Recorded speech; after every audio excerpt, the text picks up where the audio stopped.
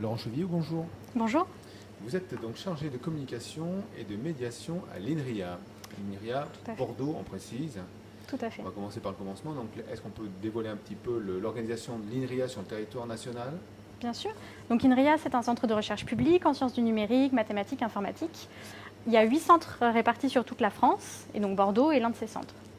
D'accord. Donc vous occupez de la communication et de la médiation pour la zone sud-ouest. Exactement. Je m'occupe de la communication et de la médiation pour le centre de Bordeaux Sud-Ouest.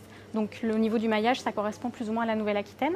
Et donc c'est communiqué sur les 21 équipes de recherche que constitue le centre BSO, Bordeaux Sud-Ouest. Alors, on va parler plus de médiation.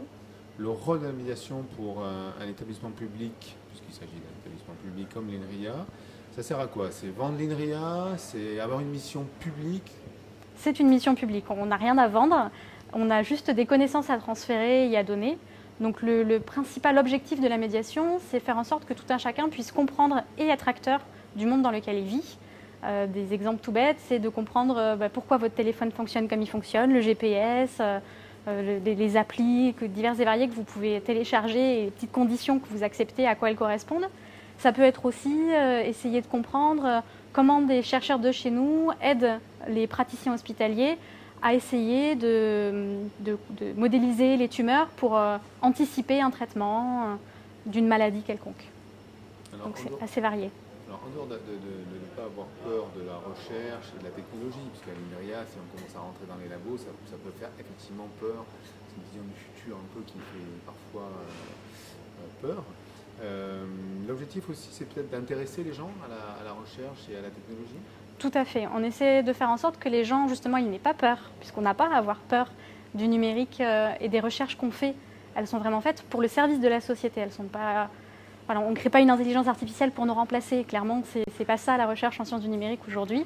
Et donc, on a aussi cette mission, effectivement, d'informer les gens, de les sensibiliser, et puis pourquoi pas de former des volontés pour ensuite prendre la suite, pour être des futurs chercheurs, des futures chercheuses aussi.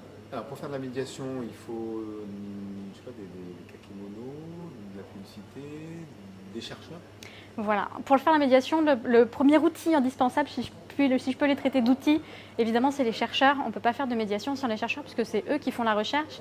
C'est eux qui sont le mieux placés pour en parler. Nous, notre rôle en tant que chargé de médiation, je parle de moi et de mes collègues, c'est de les accompagner dans le discours et dans le niveau de langage à adapter. Puisqu'évidemment, un enfant de 6 ans, lui parler d'algorithme, pourquoi pas, mais d'abord, il faut d'abord lui expliquer ce que c'est qu'un algorithme. Et pour ça, on a des outils, donc pas forcément des kakémonos, mais avec une planche en bois et des clous, on peut assez rapidement expliquer ce que c'est qu'un algorithme. On a plein d'ateliers de médiation scientifique.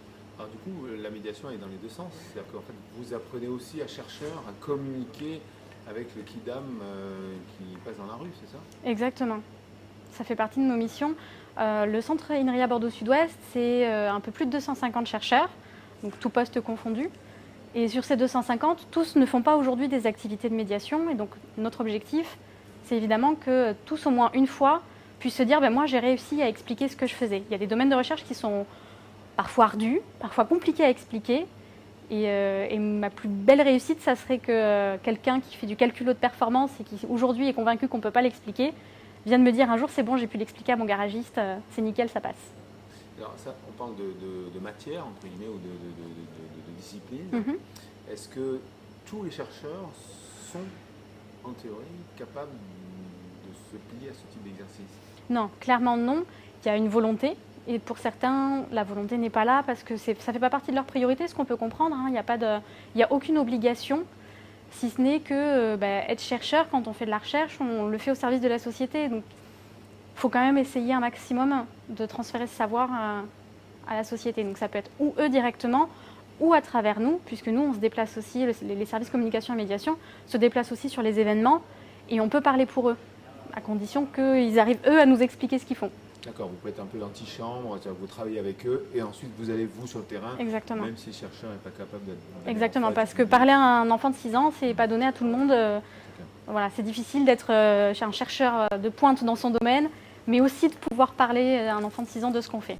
Il y en a qui arrivent très bien, mais bon, c'est normal que ce ne soit pas le cas pour tout le monde.